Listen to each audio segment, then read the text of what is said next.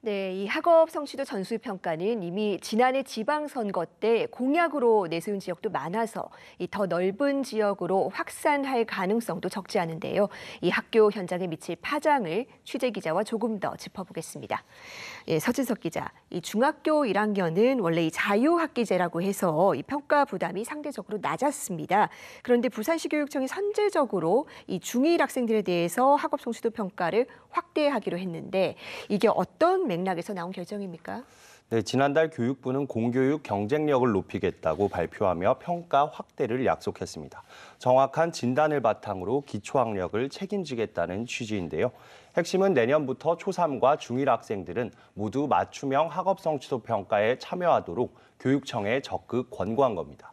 어디까지나 자율이고 권고하는 방식을 취하긴 했지만 평가 참여율을 재정 지원과 연계하는 방안을 검토하고 있어서 교육청엔 적잖은 압박이 될 수 있는데요.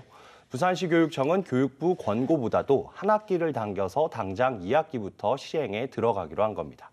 특히 부산은 지난해 초6과 중3, 고2 학생들이 치른 맞춤형 평가 참여율도 학교를 기준으로 중복 포함 101.1%를 기록해 학력 진단에 가장 적극적입니다.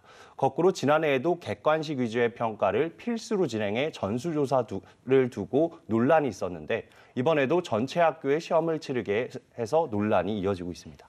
네, 특히 이 부산이 상당히 평가에 적극적인 상황인데 이 다른 지역들은 어떻습니까?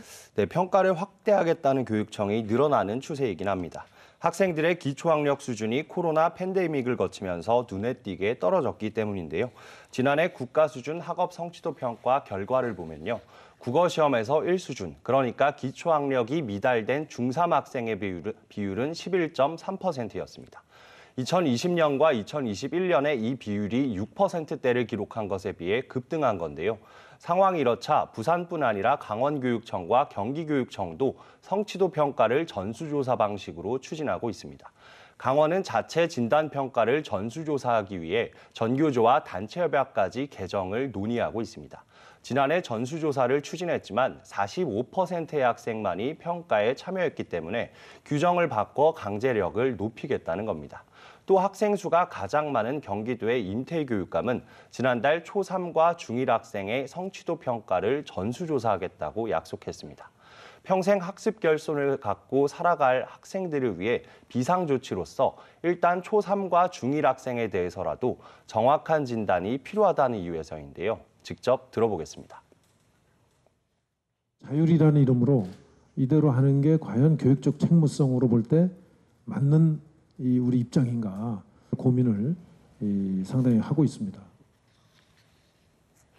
네, 이 코로나로 무너진 교육을 다시 세우려면 적어도 현재 상황을 정확하게 알아야 된다는 거죠.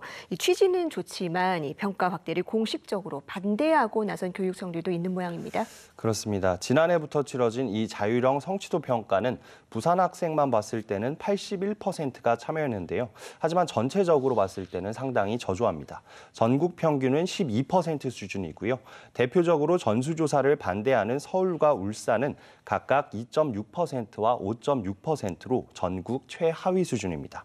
천창수 울산교육감은 맞춤형 학업 성취도 평가 결과를 공개하는 건 본래 목적을 상실해서 과잉 대응을 부추긴다며 전수조사에 반대했고요. 조혜연 서울교육감 역시 전수조사엔 반대했습니다. 이미 서울에서는 교육부가 제시했던 초6과 중3을 책임 학년으로 둬 방과 후와 주말 또 그리고 방학 중 이 기간 동안에 1대1 학습 등 맞춤형 교육을 제공하고 있다는 건데요. 직접 들어보겠습니다. 책임교육학년제가 이제 서울에서 발언했던 것이죠. 초3, 중1 진단하고 집중 지원하고. 네, 그런데 근본적으로는 이 평가 방식 자체에 대한 우려도 나오고 있다고요.